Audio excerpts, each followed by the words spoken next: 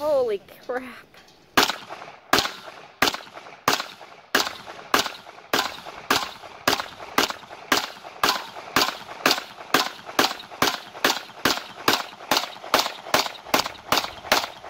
.22 Magnum here, the PMR-30. First shots.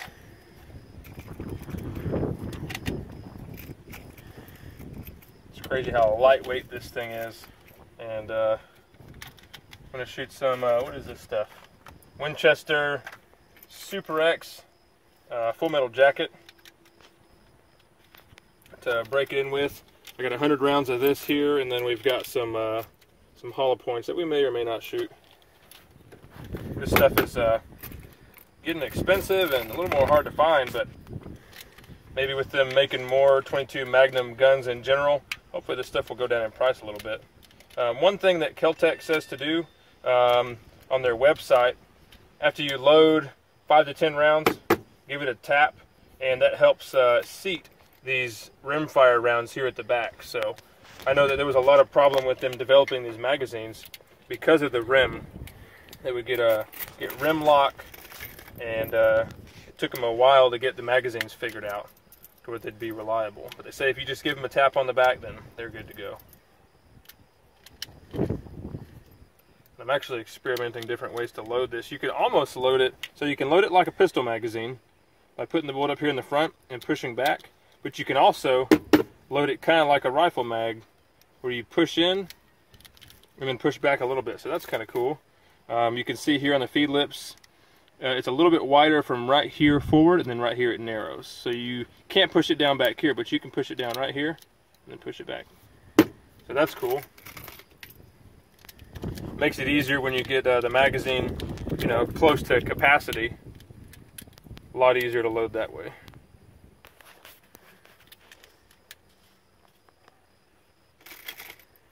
Go ahead and load it up all the way.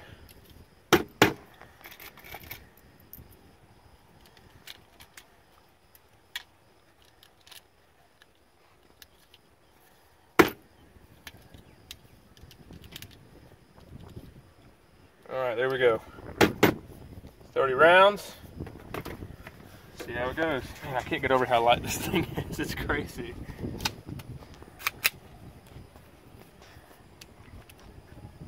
Alright, this is about 10 yards, a little bit more than 10 yards.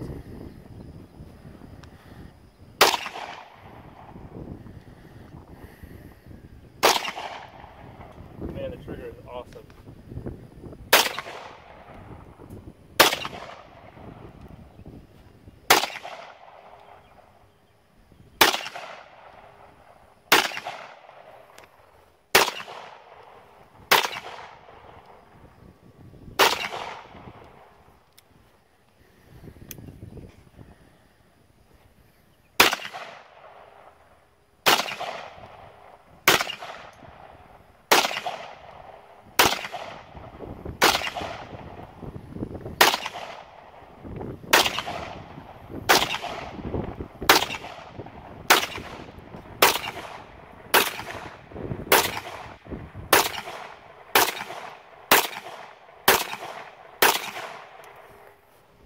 Got a single malfunction, locked back on the last round.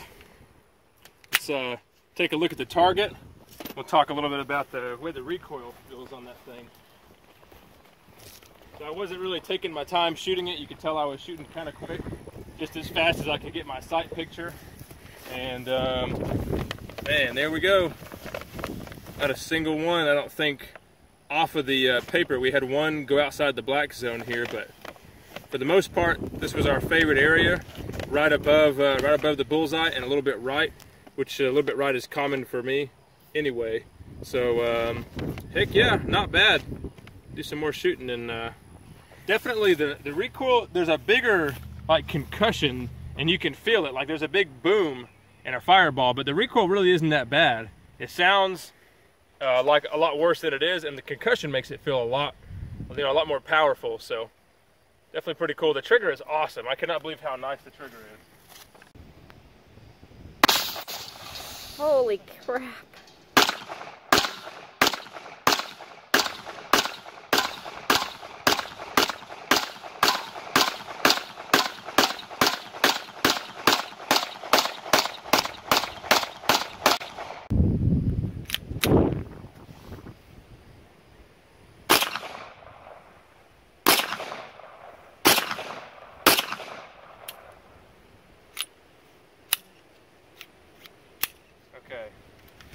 had a little bit of rim lock that I was telling you guys about. I didn't smack this magazine down, so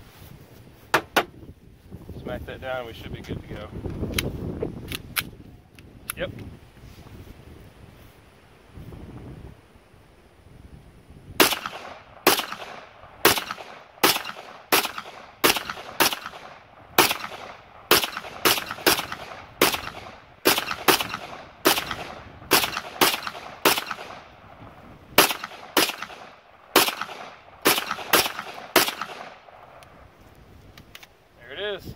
So the only malfunction we had the whole time was when I forgot to smack the magazine down.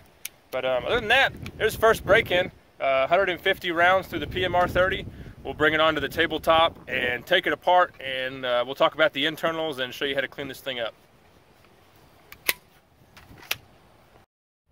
Okay, after I shot that last video section, I realized all like the whole entire magazine, all the shells went into the same spot. So I wanted to show you guys the ejection pattern.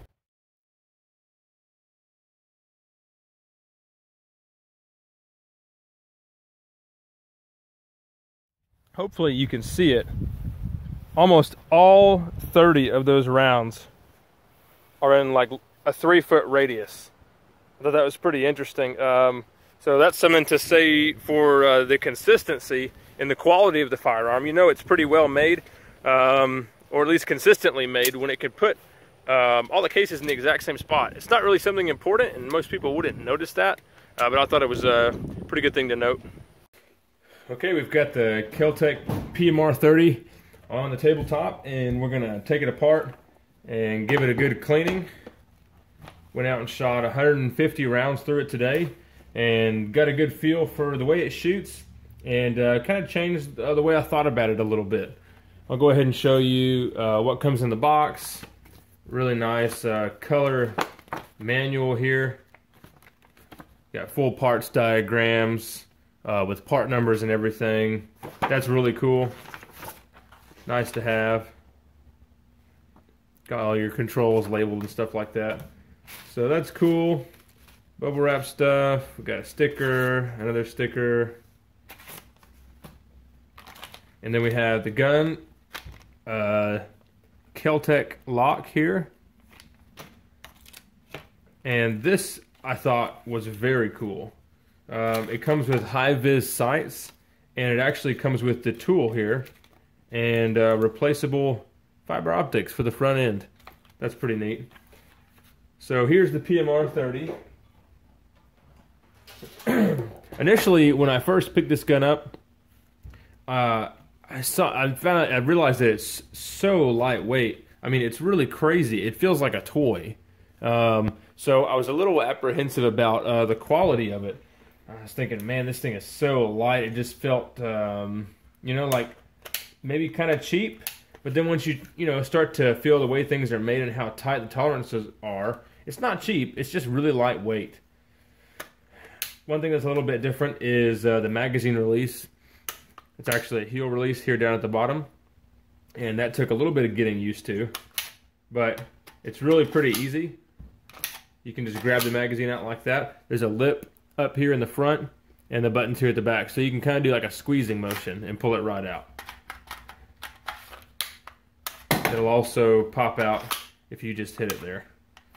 So there's the magazine. The magazine is made of some kind of plastic. I think it's a different type of plastic than the frame of the gun, but very lightweight, holds 30 rounds, has a interesting shape to it,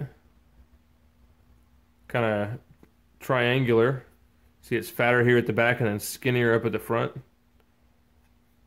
A lot of cool designing went into the magazines on the PMR-30 to make the rimfire rounds be able to double stack reliably.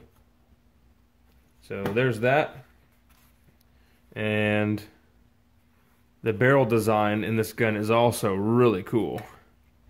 So let me see if I can show you that real quick.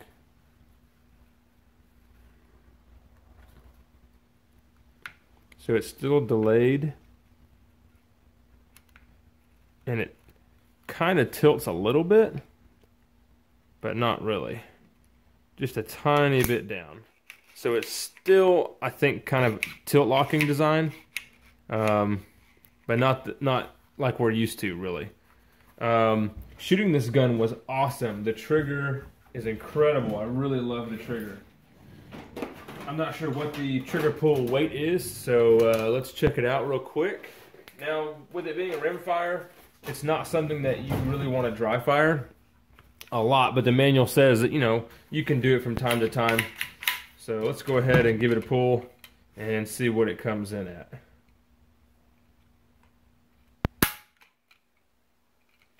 Two and a half pounds.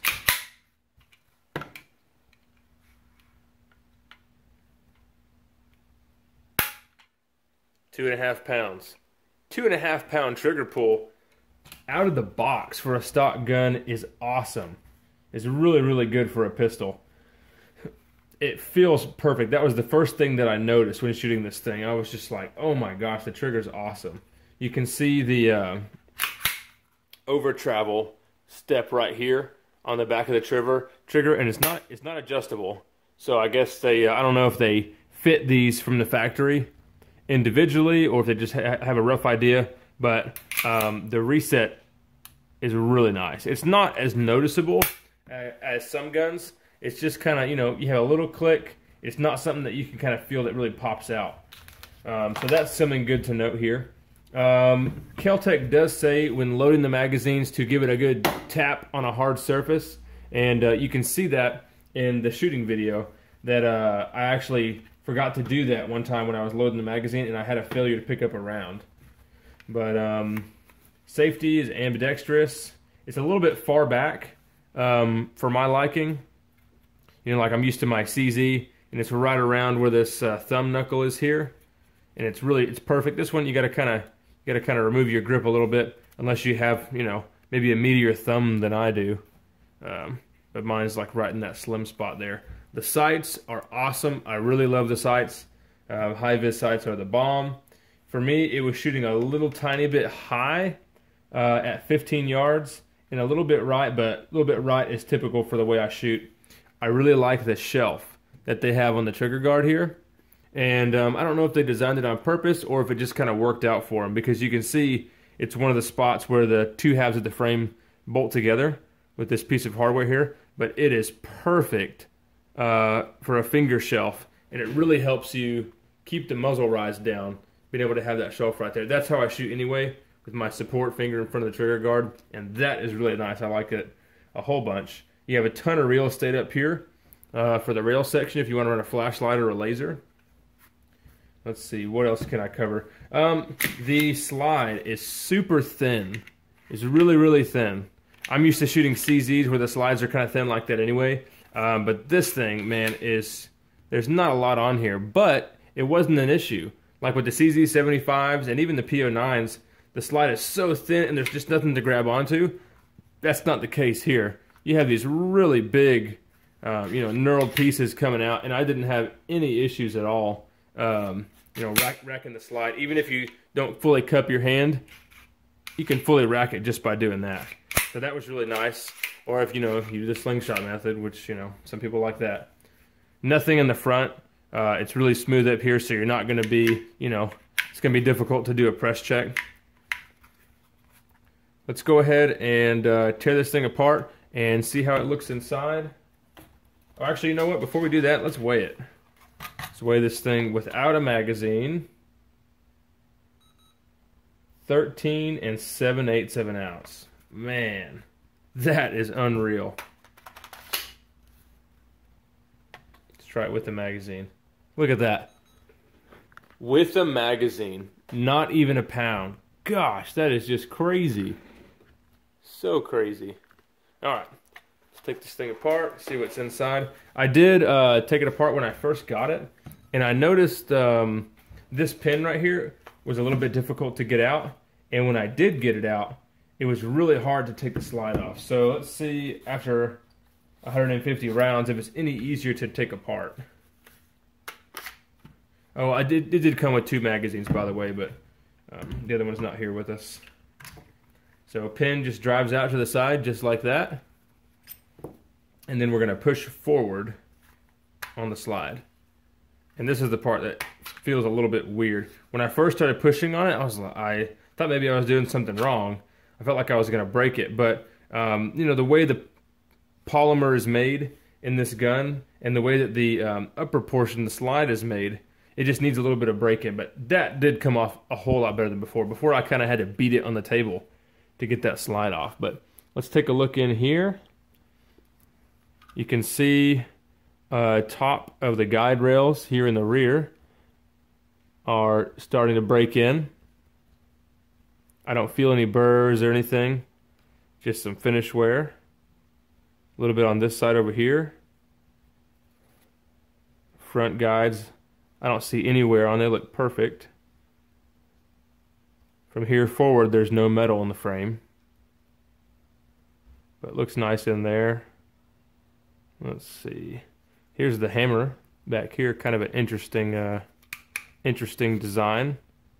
Really strong hammer spring, and then you can kind of almost see the hook of the hammer. It looks like an AR-15 hammer. Got some added mass back there, but really not too dirty for 150 rounds, 22 Magnum. So I'm just gonna wipe off this lower here. Really don't need any special cleaning. Man, look at that. Nothing. Yeah, nothing is even coming off when I'm putting this rag in here. It is completely clean. That's pretty cool. Let's continue to break down the slide. Up on the slide, you have this buffer section that you want to make sure you keep track of. Okay, so on the slide here, you have a dual spring captured recoil spring or recoil assembly here. And to get it out, you want to push in the back of this hole. See this through hole right here? The recoil spring guide barely fits out in the back. So you want to push it out and up, or push it out and then get a flathead screwdriver under it to kind of pull it up there. But here you can see how it was in the gun. This is the front and this is the rear. So here on the front, when it's going back, you can see there's a little clip there, and then in the rear it just has kind of a rounded cone that fits into that slot down there. Take our little buffer out and make sure you take a look at the orientation of the buffer and how it sits in the slide.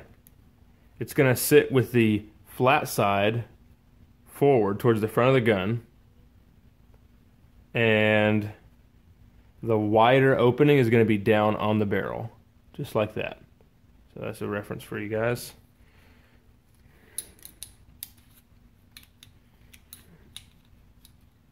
And then we can remove our barrel and this little slide assembly here. I'm really not sure what it's called. Maybe this is the carrier for the barrel. It's a pretty interesting design.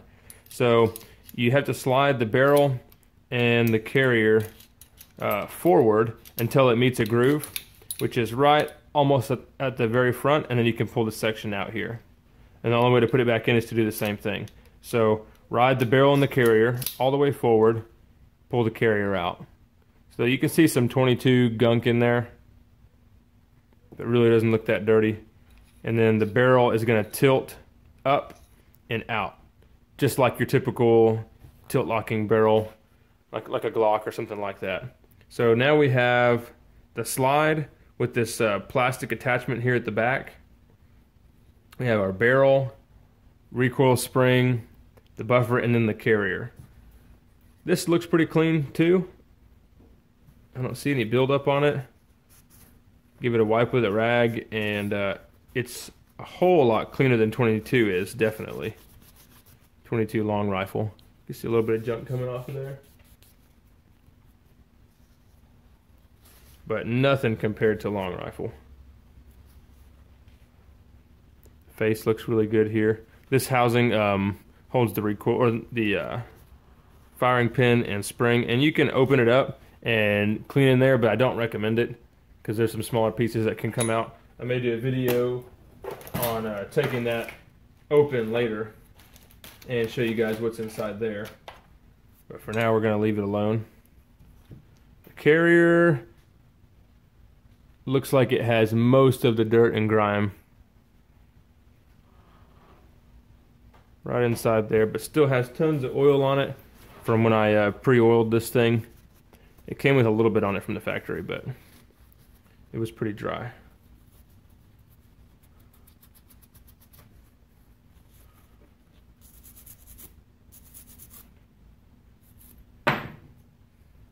Cool, it's pretty clean. Take a look at this barrel. Really cool design. Has two locking portions. No feed ramp on the barrel. A little bit of stuff coming off the barrel. But really, this is a pretty clean gun. Pretty clean running gun. Looks really cool. Nice and clean on the inside.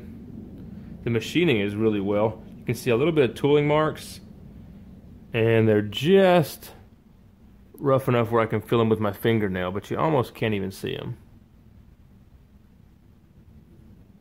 Pretty sweet. Go ahead and run a snake down the bore, and then we'll put it back together. There's a lot of concussion with the 22 Magnum, especially out of a short barrel, so it feels a lot more powerful than it really is. And don't get me wrong, 22 Magnum is, not a bad round, and it's definitely a blast to shoot. It's so fun to get those fast follow-up shots. I've never done anything serious with 22 Magnum before. I've never tried hunting with it or anything like that, so I'm not sure how it would perform. But honestly, it feels and sounds really close to a 9mm, if not, a little bit less powerful sounding. The ballistics, of course, are nowhere near close. The 9 will be 22 Magnum. But anyway, go ahead and show you guys putting it back together, and we'll wrap it up. I use full synthetic 1540 oil on pretty much all of my guns. I'm not sure what this buffer is made of, or if it has to be replaced over time. I guess we'll find out.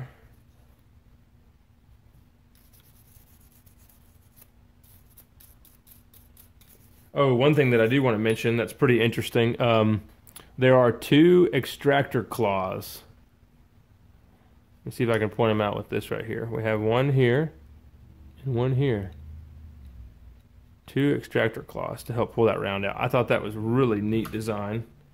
And then, you have your ejector right there, or your interrupter, whatever you want to call it. But yeah, the 2 Extractor Claws kind of threw me off when I very first saw that.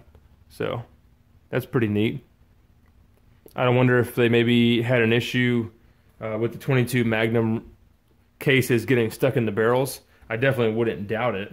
Those long flat side cases definitely get stuck a lot easier than some of the tapered cases. So maybe that's why they did that, for reliability with ejection, or sorry, with the reliability for extraction out of the barrel.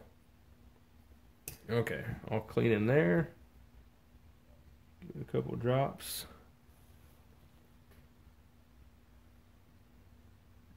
I'm not sure if they make any optics kits that replace this upper portion here. They might. Honestly, haven't looked into it. This is my dad's gun. He's been on a waiting list for quite a while at a local gun store that we like to go to, Faith Armory. And they called him and said they got one in. And he was on the waiting list for green, I think. But these things are getting pretty hard to find. And when you do find them, they are way overpriced. It's absolutely insane. He paid less than $400 for this gun, which is what it's worth. If you're paying more than $400 for a PMR-30, you're getting ripped off.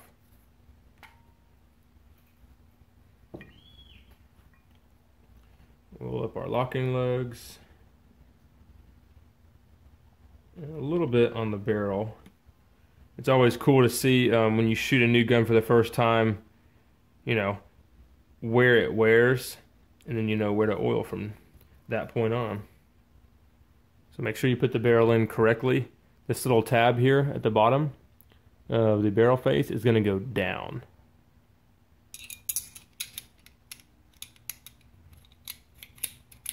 There we go. Slide it all the way forward. And get our carrier in place. Tons of oil. Let's wipe off some of that oil. Okay, my camera died on me, so I'm going to try to pick up where I left off. Got the barrel and the carrier installed. Make sure you have the carrier installed and seated all the way. So when you get it to the back, try to pull it up. Make sure it doesn't come out, because you can seat just one side or the other without knowing it. Put our buffer in place and our recoil spring. Just push this right in, just like that. And then we can put the whole assembly back together. Okay, this is the part that will require a little bit of extra force than you think is necessary, but don't be afraid. Just give it a good push and a good smack and it'll go. And you want to push it from the front like I did, because if you try to push it back, this portion is just going to go back and the barrel won't. So anyway, once you can see through this hole completely, then that means it's fully seated. And you can put your pin back in here and good to go. Overall, super satisfied with this gun. Definitely better than I thought it was going to be. Like I said, when I first picked it up, I thought, oh my gosh, this gun is so light. It's going to be cheap, but it really blew me away. Reliability was awesome. Accuracy was great. I can't wait to see what they have as far as optics mounts, because this thing would be a lot of fun with the red dot on it. But anyway, if you have any questions or comments, let me know. Thanks for watching.